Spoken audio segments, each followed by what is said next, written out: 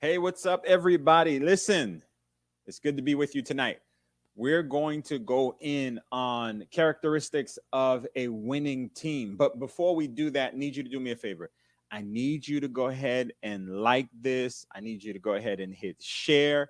All you got to do is hit share, write a post like, hey, join me in on this conversation. Hit your family up, hit your friends up. Go ahead and tag anyone you think that should be on this. Listen, if you are in the process of doing something big and doing something major that requires you to work with other components and other variables outside of yourself to essentially form a team, you need to be in on this conversation. I'm going to drop one specific component today. We're going to unpack that one component. It's actually three of them, but we're only going to unpack one of them on characteristics of a winning team. Characteristics of a winning team. So go ahead. I'm going to give everybody a second to go ahead and jump on the line, tag them, share, put their name in the comments, hit the hearts, do whatever you got to do to just drive some traffic to this point. But we've been in a discussion and we've been in a conversation more so specifically around a team. So I'm excited to get into that. I'm excited to talk about that and just unpack it to the best of my ability, share some insight, share some perspective, and share with you all that I've lost, all I've gained from my loss. As far as whenever you lose, you don't really lose if you get an education, if you gain experience. Every loss comes with its own sense of gain. So all that I've gained from what I've lost, I'm going to share with you concerning working with a team. Now, what we have to understand is in life, if we'll be honest, in life, everyone should be on someone else's team. Everyone should be on someone else's team. At the same time, everyone should have a team of their own. It's extremely important that you have those two dynamics working at the same time, where on one end you're on your team and you got something going for yourself, and then on the other end you are on someone else's team. Someone else have it going and you're participating and you're a part of that. So that's extremely important. The reason it's important that you have those two dynamics going on is for balance. You need balance when you're working within the dynamics of a team. The reason it's important to be on someone else's team is because you need to know what it feels like to serve, what it feels like to be a part of the group that helps that vision come to pass. You need to be a part of that. The reason you need the balance for the other side of your own team is you need to know what it's like to lead, to have to delegate, to have to communicate your vision to someone else in words. It's one thing to do something by action, and it's something completely different when you have to, when your hands are tied and you have to tell someone else, you have to tell a different group of people exactly what you need them to do so the picture in your head can manifest. It's something entirely different. It has its own process. It has its own um, challenges. It has its own road of development. So those are extremely important. That I encourage you to make sure that you're on someone's team. Make sure you're not just the one in the driver's seat, but you're also in the passenger seat, in the back seat of someone else's dream, of someone else's vision, and you're encouraging them as they get to their destination. Because when you get to your destination, you'll appreciate the people who sacrificed and paid a price for you to get to that place as well. Now, the goal in life really is for us to win. Whenever we engage in any type of activity, really the goal should be to win. And what we have to understand is that life won't really, life is not going to give us a credit or give us an advantage just for showing up. Life is one of those situations and circumstances that require that we participate to win, point blank. If you're not participating in life to win, anything and everything that you should do it with the mindset that I'm here to lead, I'm here to take over, I'm here to win. Period. That should be your motivation, because when you do that, you bring your best effort to the table. When you do that, you bring your best ideas. You're more creative that way. So in everything that you do, make sure you do it to win. Now, we play to win, we train to win, we start off to win. So oftentimes, what happens is, as we go through life, there's actually a quote that as we go through life, I want to kind of break this up. There's about two groups of people, right? And the quote is this: if you want to go, if you want to go fast in life, go alone. So if you want to go fast, you don't want nobody bothering you, you don't want anybody slowing you down or anything like that, go alone, go by yourself, right? But if you want to go far in life, if you want to go far in life and reach milestones and break through barriers and go beyond your comfort zone, you're going to have to take a team with you. You're going to have to take a team with you. But I want to add this third component to it, which is this: if you want to fail in life, not just go far, but if you want to fail in life, take the wrong team with you. I've seen it happen so many times where people were intending to go far in life, but the destination was failure because they took the wrong set of people and they took the wrong team with them.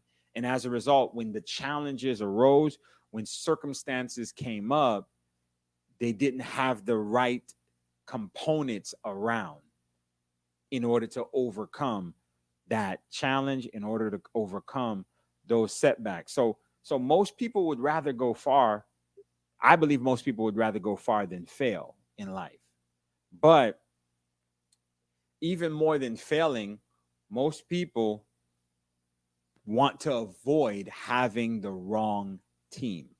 So we're going to talk about that. We're going to talk about that today. And I got a lot of things that I want to give you guys real quick in a little bit of time. So thanks so much for joining and being on here with us. And so what I'll do is, as you get these nuggets, as you get these components, what I just want you to do is just go ahead and post it in the chat so that it'll be there for those that are jumping at a different time on this broadcast. They'll be able to see them. So the first thing we have to understand is that we got to identify what a team is, because oftentimes we're like, okay, we should be on a team. Like, you should be on a team. You should have a team. But what is a team? So a team is this. A team is this. A team is the people in your life that are there to help you accomplish your purpose. Yeah. There is a why that you exist for. There is a reason for your birth. You're not just here taking in oxygen in your lungs and going through the motions. There's actually a reason why you're here. And a team are the people. They're the people and they're the set of circumstances, whether it's your network, they exist to help you accomplish your purpose. That's why they exist, to help you accomplish your purpose. At the same time, they contribute in certain areas as planning, decision making, problem solving, and also execution. So it's you're surrounded by people whose sole purpose is to make sure that you're better today than you were yesterday. You're better tomorrow than you are. If you don't have a network of people and things around you that their sole purpose is to make sure that with each passing day you're getting better and better, those things, those individuals are not assets in your life. They're liabilities. And we know with liabilities, they take, they don't add, they don't give. So that's extremely important to make sure that the way your life is constructed right now, you should have people around you. You should have things around you that contributes towards your growth, that contributes towards your development. That's where you should be at this stage of life. So that's essentially what a team is. When we look at the Bible calls that counsel. The Bible calls that a counsel. Modern terminology, that's a team. That's a team. And so my question is, do you have a team? Do you have a team? Do you have sound counsel around you? For example, if you got to make a major life decision today, do you have people? Do you have places that you can reach out to get the right set of wisdom and knowledge and feedback and do research in order to make a sound decision? Do you have that? If you don't have that, you don't have a team. Point blank. You don't have a team. If you can't go outside of yourself for a second and gather in more information to bring back within yourself to make a decision, you don't have a team. So the different areas of your life benefits from a team.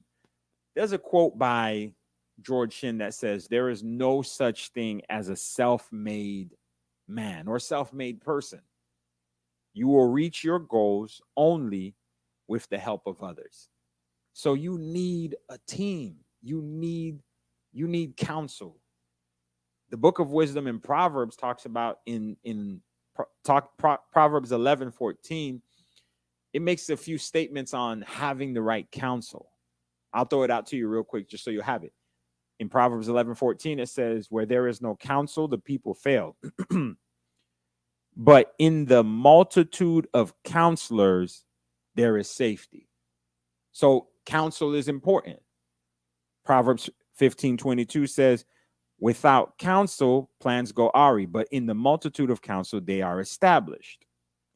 Proverbs 20:18 says, plans are established by counsel, but by wise counsel wage war. So listen, if you don't have a team, you're at a disadvantage. You're at a major disadvantage if you don't have a team as you go through life, because you don't know what you don't know.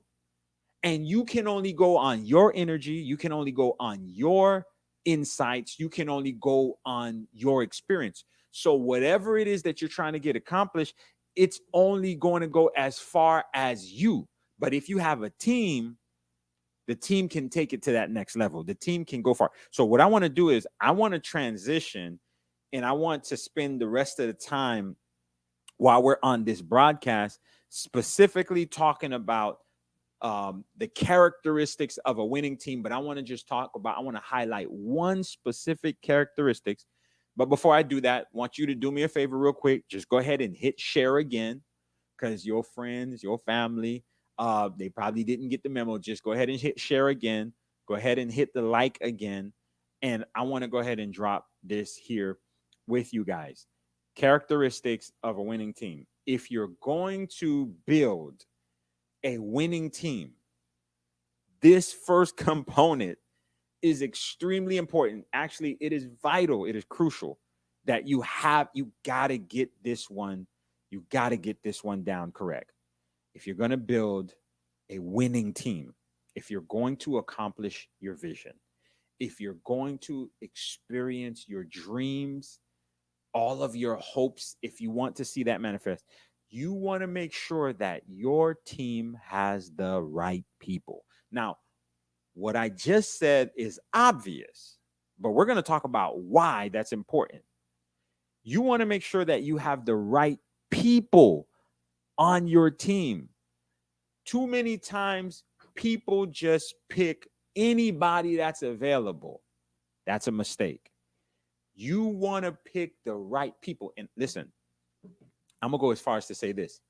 If the right person is not available to be on your team, utilize and network and connect with other individuals that are suitable, but don't put them on your team. Don't put them directly on your team, because when they go on your team, they influence and they affect, they bring change, they bring different perspectives, and that can disrupt your team chemistry. That can disrupt the dynamics of your team. So if someone doesn't fit on your team, and you got to be honest with yourself, you got to be true to yourself. If they don't fit on your team, don't put them on your team, because you're going to do more damage than good by putting them on there. So make sure you have the right people. Somebody write that down in the comment section. A team starts with the right people. A team starts with the right people. Here's why. A winning team has people who knows their position. See, the right people know their position. They know where they fit on the team, or they'll find a spot on the team where they know their skill sets, their abilities will work on the team. They know where they fit, they know the part, and they know the role that they have to play. As you think about a team for a second, everybody can't be the CEO. Everybody can't be the face of the company. Everybody can't be the GM. Everybody can't be in the boardroom. Some people have to do the other work that is behind the scenes. Someone got to be behind the scenes. Somebody got to be at the merch table. Somebody got to be door knocking. Somebody got to be on the phones. Someone has to do those other roles. Everyone can't do the same thing, because we won't get momentum. We won't get movement if everyone is the face. If everyone is doing the executive, who's going to be in the supervisor role, who's going to be in the manager role, who's going to be on the work floor. So there's different levels. Listen, somebody write that down. There are levels to this. There's levels to it. And a great team has people that knows their roles. They have people that knows the part that they actually play. So each position requires that the right individuals know and play their roles. That's very important. It's one thing to know what you're supposed to do on a team. It's one thing to communicate to your team the responsibilities. And it's another entirely different thing for the team to actually execute and carry out that role. So a great team is a group of people that know their responsibility, but also they play out that role. They act out on what they know. Because it's this. Your vision is too important. It's too valuable to leave in the hands of people who would treat it as common, who would treat it as casual, or worse, they would treat it as a come up. I'm going to say that again. Your vision is too valuable to leave in the hands of people who would treat it as common, who would treat it as casual, or worse, would treat it as a come up. So as we talk about the right people, because that's what we're going to just stay at for this session, is identifying the right people. I want to give you 3 attributes to look for when pre-qualifying people for your team. 3 attributes to look for when you're pre-qualifying people for your team. Number 1, look for people with heart. Look for people with heart. Number 2, look for people with loyalty. Look for loyal people. And number 3, look for committed people. So people with heart, people that are loyal, and people that are committed. Build your team with people that have heart, people that are loyal, and people that are committed. The reason you build your team with people who have heart, because people who have heart are people that's not scared. The reason you build with people who are loyal is people who are loyal are people who are not selfish. Somebody write, not scared, not selfish. And the reason you build with people who are committed is because those are people who are not sometiming. So you need to make sure that the people you're rolling with, they're not scared, they're not selfish, and they're not sometiming. If you go back and think about the destruction of most teams, I promise you, one of those 3 elements are going to come up every time to explain the downfall of that team. Somebody was scared, so they didn't go all the way. They didn't take advantage. Somebody was selfish, or somebody was sometiming. The team was depending on them, and they didn't come through. They left the team hanging, and as a result, the dream couldn't be accomplished. The vision couldn't be executed because somebody was scared, somebody was selfish, somebody was sometiming. So that's extremely important. So make sure you got people who have heart, make sure you got people who are loyal, and make sure you have people that are committed. So I'm gonna write that down, and we're gonna unpack it real quick. First off are the people that are not scared. Now I want to share with you some characteristics of scared people. Scared people are this. Scared people do this. They value their safety more than they do success. Scared people value their safety more than they do success. If it's something that requires a risk to take a risk, scared people aren't going to do it. But if you're going to be successful, you got to take risk. So if you're hanging with people who are scared to take risk, they're going to transfer that fear onto you, or they're going to infuse that fear or pass that fear along into the team. And as a result, it's going to cause you to hesitate. It's going to cause you to pump fake. It's going to cause you to kind of wait a half a second when you were supposed to jump. So scared people, they value their own security they value their own safety over success. So they're not thinking about the success of the team. They're thinking about how it's going to inconvenience them. So if you got a scared person on your team, you're already at a disadvantage. The second thing about scared people is they take failure as a final verdict. They take failure as a final verdict and not just feedback. Scared people, when it doesn't work the first time, they go, see, it don't work. It don't work. We don't have to do it no more. That's scared people. Rather than taking that failure as feedback to say, you know what, let's think about this for a second. Where did we go wrong? Where did it go wrong? Where did we miss it? How can we get better at that? They're not afraid to fail. They're not afraid to go back at it and do it again. See, but scared people, the first time you fail, they want to quit. They want to shut it down. They want to go back to how things were comfortable and easy. So if you got a scared person on your team, you're at a disadvantage. The third thing about the scared people is they pursue the path of least resistance in every project rather than the path of innovation. Scared people pursue the path of least resistance. And that's extremely important because there are some times where you got to go off the path and blaze a trail. But if you're scared of what's in the unknown, if the people that you have are scared of what's beyond the road, what's in the wild, then you're never going to venture off and maybe discover a shortcut, because scared people always go the path of least resistance.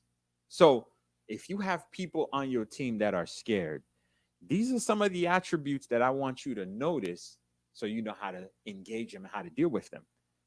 The second thing is disloyal people. Now, disloyal people they care more about themselves than they do about you. They are selfish.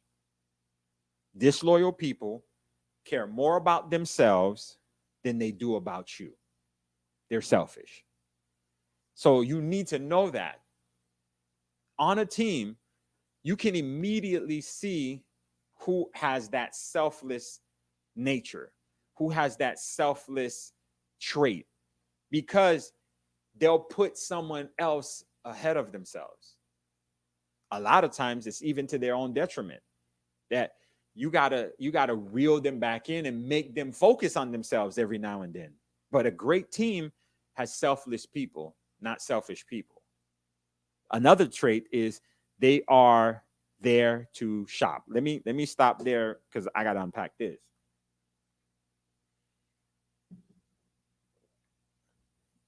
Listen, disloyal people are there to shop. Remember, we're talking about self-interest. They're there to shop, which means they are not there to stay. As long as there is inventory in your life that interests them, they will continue to be around. They will continue to hang around. As long as there's something in your life that they can benefit from, that they can transfer to themselves, that they can capitalize on, they're going to be around.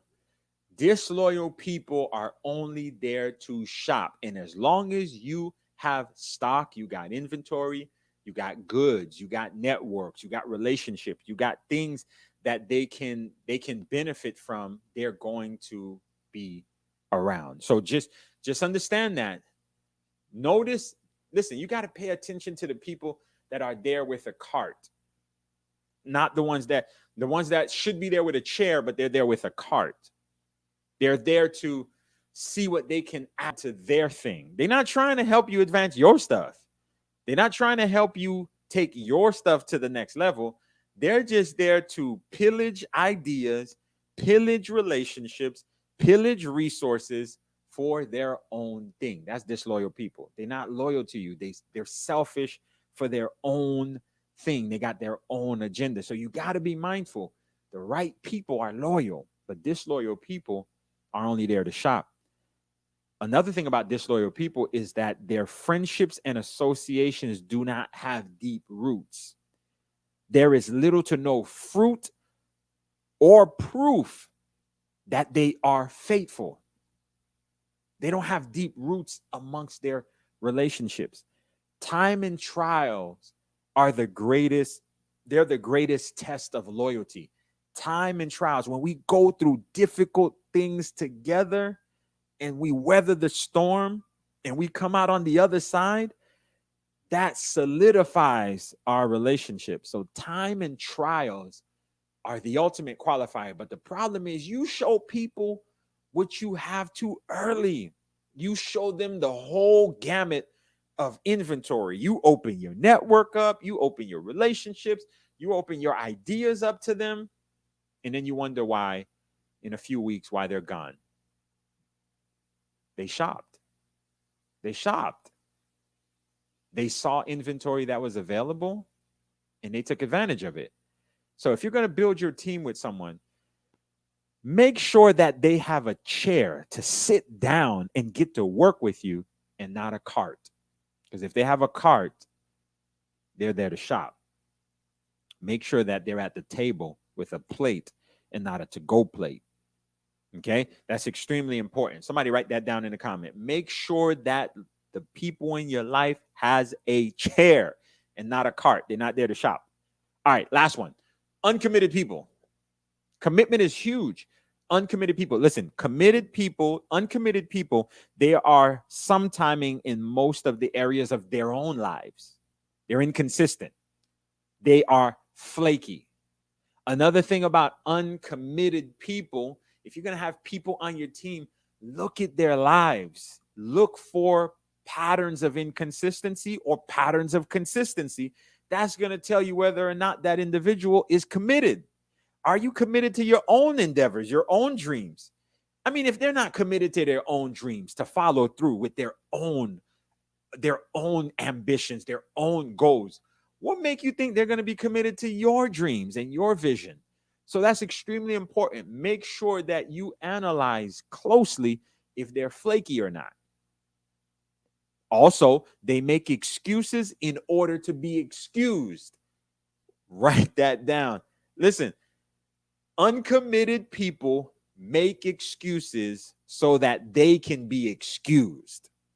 Yeah, they make excuses so that they can be excused from being involved in the first place. Because at the end of the day, it's work to bring a vision to pass. And if someone's not committed, they're going to find every excuse in the book so you can tell them, it's okay, you don't have to come. Well, you know this. Listen, they change with the weather. Uncommitted people make excuses so that they can be excused from getting involved. And when you start noticing a pattern, stop excusing them. Yeah, stop excusing people that keeps making excuses. Instead, exclude them. I'm going to say it again so you can write it in there. Stop excusing people that make excuses. Instead, exclude them. Somebody should hit the like. Listen. That alone should garner hearts, likes, thumbs up. If you agree with that, I think this is that season where we start having some real conversations with some real people. Listen, if you're on my team, you're on my team. But if you're making excuses, I got to exclude you. I got to keep it moving. I'm going to say it for the last time. Stop allowing those who make excuses. Stop excusing those who make excuses. Instead, exclude them. Exclude them. Now, notice I didn't say you throw people away. But to be on the team requires a commitment. It requires a commitment. And if you keep making excuses, that's hurting the team. That's not helping the team. That's not helping the team at all. And uncommitted people, they are distracted and undependable. They are distracted. Something has their attention, something has their focus, and the best thing you can do is help them find that thing that has their attention, that has their focus. Like, I'm going to do you a favor and help you find that thing that has you so distracted that we're unable to depend on you. The thing that I can do as a friend to you is help you find the thing that is stealing your focus away from here and causing us to be at a disadvantage. Now, I want to segue to this as I wrap up this conversation is talent is a trap. Talent is a trap. Write that down. Talent is a trap. We look for talent and they tell us, yo, go get talent. Go get talent. Put talent on your team. Talent is great. Talent is great, but talent is a trap. And you got to make sure you don't fall for it. If you're building your team, you need talented people. But make sure that you got other things to vet them too. You can't just invite talent to the table without vetting them because talent is a trap. Here's why. Talent with no heart, which means talent that's scared, talent with no heart will hinder the team from moving forward.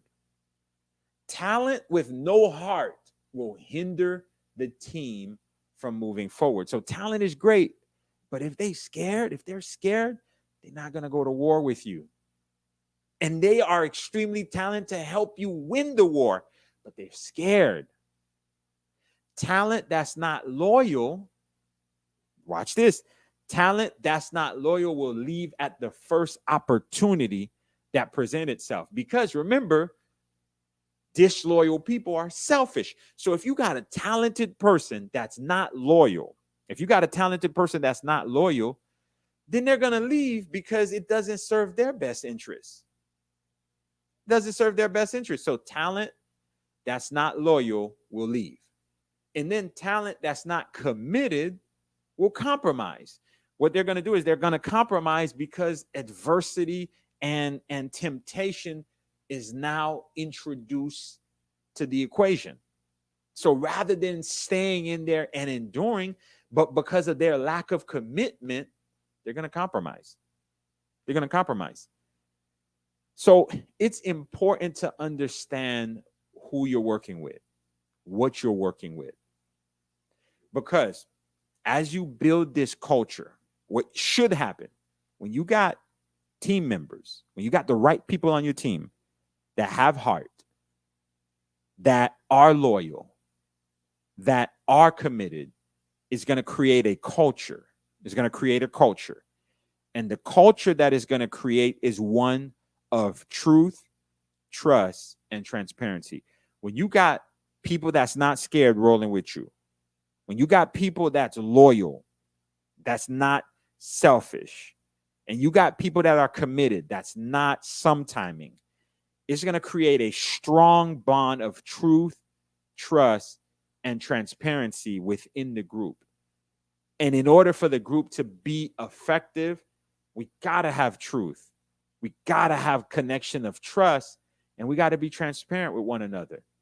If you don't have a team that you can't be truthful with, you don't trust them, and there's no transparency, I guarantee you somewhere there is a lack of commitment, there's a lack of loyalty, and there's a heart issue somewhere. Because when those three are in operation and functioning in the team, it's easy to have truth, trust, and transparency. I'll close with this. Your vision is too important to leave in the hands of someone or people who would treat it as common, who would treat it as casual, or worse, they treat your vision as a come up. So that's one of the components. Now, the other components, you can listen to them in its entirety on our Crown ORL page. Just go to our YouTube, go to our SoundCloud, and you'll be able to hear the 3 characteristics of a winning team. What I want to do in this segment here, I'm just going to open it up real quick. If there's any questions, we're going to take not too long, but if there's any questions concerning around building with the right team or navigating through that space, I'll go ahead and take some of them and we'll put it up. So we'll give ourselves, I want to say within about 5 minutes to take any questions before we close out this discussion, before we close out this broadcast, of anything you want to ask concerning team building and development of your team, or you yourself developing within your team. So I'll go ahead and open that up right now for any questions. Just go ahead and put it in the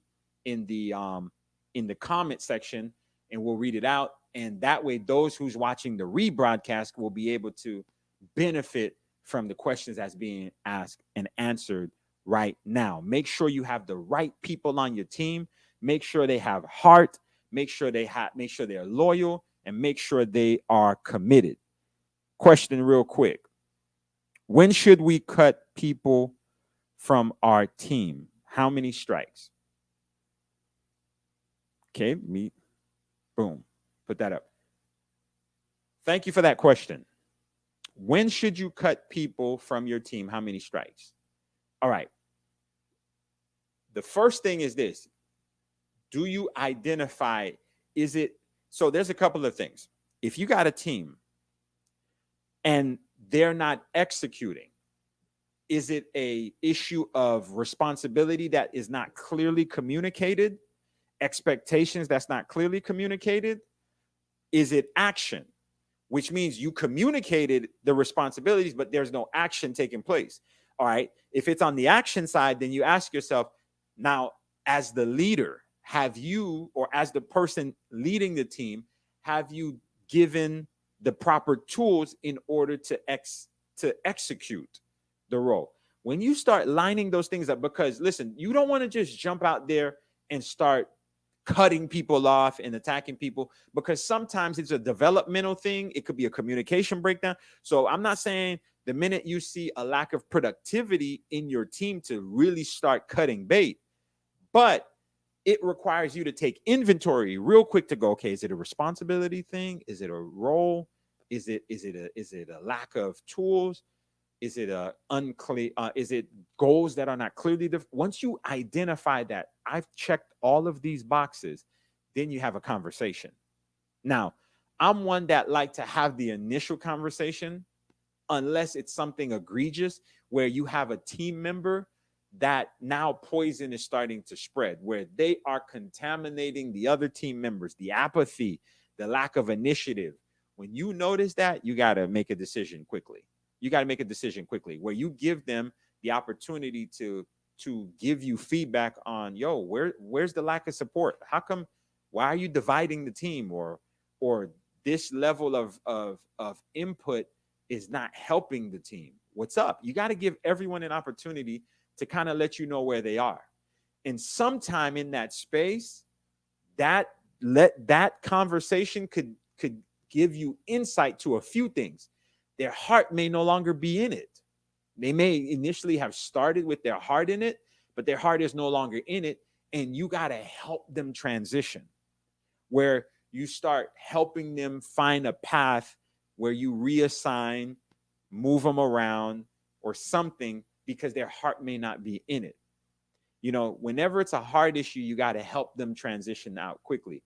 But if it's a loyalty issue, and if it's a commitment issue, you got to move on that even faster than a heart issue. You see what I'm saying? So because sometimes they're scared and they love you, they're loyal to you. They would commit, but they're scared. And that's cool. You got to let them off, let them stop the car, let them out of the car for a second. But if they're not loyal to you, oh no, you got to stop the car right away. So in that case, you can try the 3-strike method, where you have an initial conversation, you do a follow-up, but it's all based on circumstances. If poison is starting to spread in your team and your culture is starting to diminish, where there is no truth, there is no trust, there is no transparency, and the source of that, it leads back to one individual, you got to make a move. You got to make a move right away. Great question. Yep, team apathy.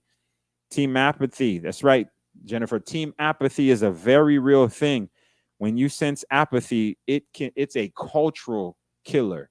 It's a cultural killer. It will kill the culture. You got to move on that quickly. There is a synergy. There is a momentum that you want to exist within your team. And if you got apathy, that's a heart issue. That's a loyal issue, where they don't bring that energy anymore to the table. They probably fell out of sync or out of love with your vision. You got to find out, is it an inspiration thing within your part as the lead? But if it's only one person, maybe it's a developmental thing. But if it's not, then you got to move on it. Is marriage a team? What if your spouse teammate needs to be cut? Oh, Lord, hold on a second.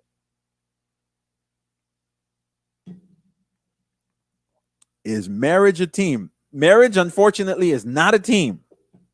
Marriage, unfortunately, is not a team. Marriage is a covenant.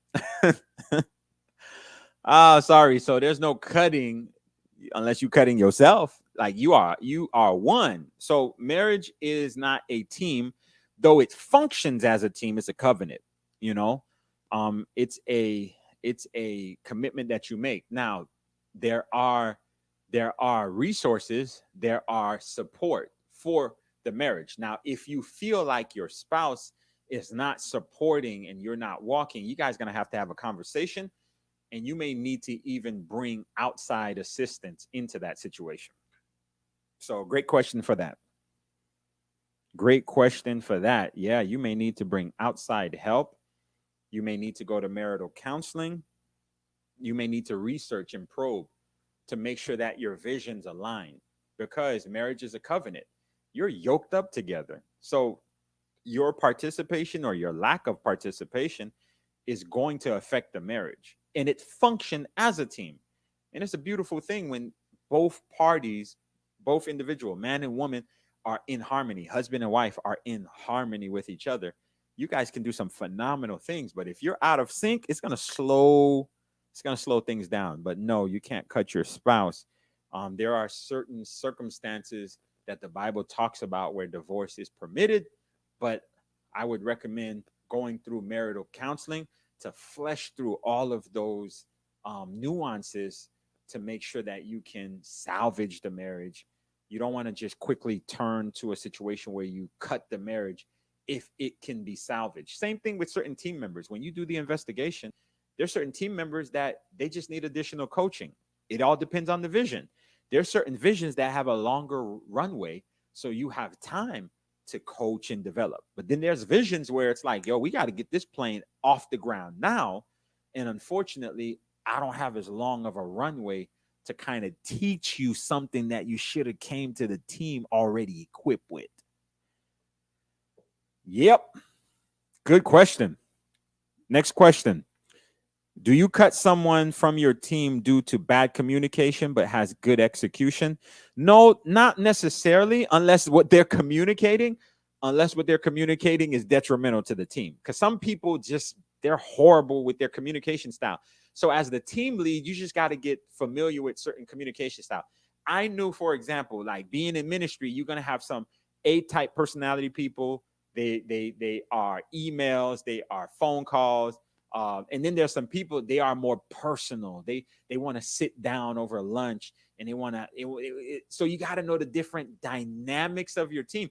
That's why I said, if you're building a team, you got to take all of those variables into account, because there's a synergy that happens when you bring those different personalities.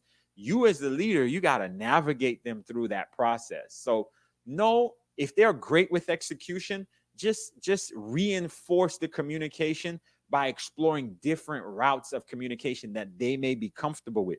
Because listen, if you got a star player on your team dropping 40, but they're not going to talk to the other team members on the floor, you got to go get you another dog on the floor that talks. You got to let someone else be the voice of the team if he's dropping you 40 a night. So you don't cut them because of communication. Find out how their communication or what their communication style is, and then you try to build and staff around that, especially if you're getting productivity from that person. No, you don't cut them off. Great question. Bring this one up for you guys. Best advice if it's a joint business venture and there's issues with synergy and working as a team, when do you cut them? First of all, you got to make sure that it's a win-win situation for the joint venture. Okay. Now, win-win situation is this, not short-term, long-term, because sometimes we can connect with people in a joint venture that financially it's beneficial for us in the short term, where that venture or that endeavor pays us a hefty amount of money, but that venture in the long term can take us off of the path of our vision. So by the time that venture is over, I'm off the path. Okay, I got more money, but I'm off the path. So you want to make sure that the joint venture benefits you in the long term. Okay, it benefits in the long term. And so if there's issues of synergy, you got to be honest with yourself. There's a certain type that you work with, and you got to ask yourself, is this worth sacrificing for? Is the synergy worth sacrificing for the short? Because the lack of real synergy now, but it's going to get us to the final destination. Now, synergy is huge. You want to be able to work with someone that there's a flow, But I get it. There's sometimes you work with certain people that there's no real flow, but the end result will be accomplished. That's a preference thing. I, for one, I like working with people, and listen, we're gonna have some tough times, but I want our journey to be more filled with more days of joy and laughter and camaraderie than rigid and real tough. And I don't like that, because the reason for that is it goes back to those three things I told you about. The question is this: will the lack of synergy cause there to be a lack of transparency within the relationship? Because we don't really vibe and connect like that, does that mean I'm going to hesitate and hold back from you? Is it going to disrupt trust a little bit? Is it going to cause me not to be as truthful with you because I don't really feel the connection? If that starts happening, then you're going to have to evaluate the relationship, because you want there to be truth, trust, and transparency along the way, because it's going to be beneficial to the relationship and to the culture that you're setting. So if there's a synergy issue, ask yourself, is it going to disrupt any of those three: truth, trust, or transparency? If it is, research why there's a synergy issue and ask yourself, can it be repaired?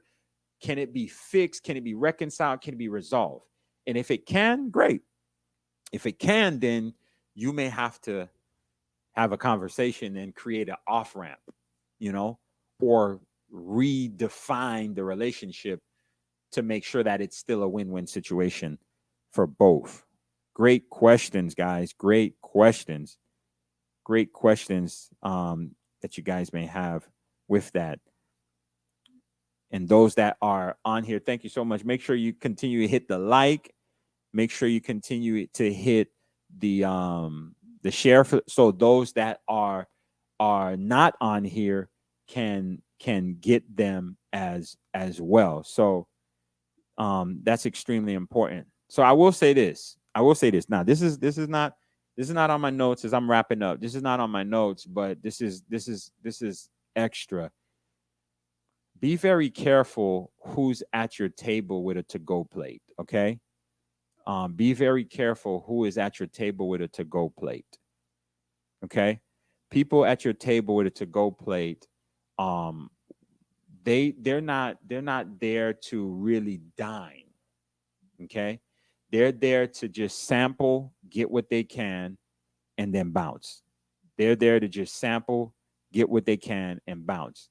And once you start noticing that pattern, you got to make a decision. You got to put some distance and you got to put some space between you and those individuals, because they could be occupying a space that's reserved for someone else. That's one. The other thing is this: they could be a crutch for you because of an ability that they have that you can refine yourself and probably do more efficiently. So you got to be careful, because people that's at your table to add value, people that's truly there for you, they're contributing to the cause. They're not taking away from it. Okay. So just be mindful. Of that when you're going through that process. All right. So listen, characteristics of a team. Make sure you have the right people. What kind of people? Those who got heart, those who are loyal, and those who are committed. When you have heart, when you have loyalty, and when you have commitment, it's going to create a culture where you have truth, trust, and transparency. Listen, I appreciate you guys from tuning in. Listen, every Thursday night, and then what we do is we rebroadcast on Tuesday mornings. But every Thursday night, we're live. So make sure you're a part of it. We'll take your questions. We'll break down the what we're discussing at Crown on a conversation level, so that we can make sure we're living this thing and we're truly living for his glory.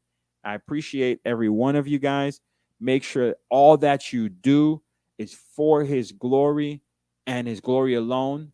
And we'll see you next time. As we roll out, just continue to hit the heart, hit the like, hit the share, and we'll see you next time. Have a blessed one.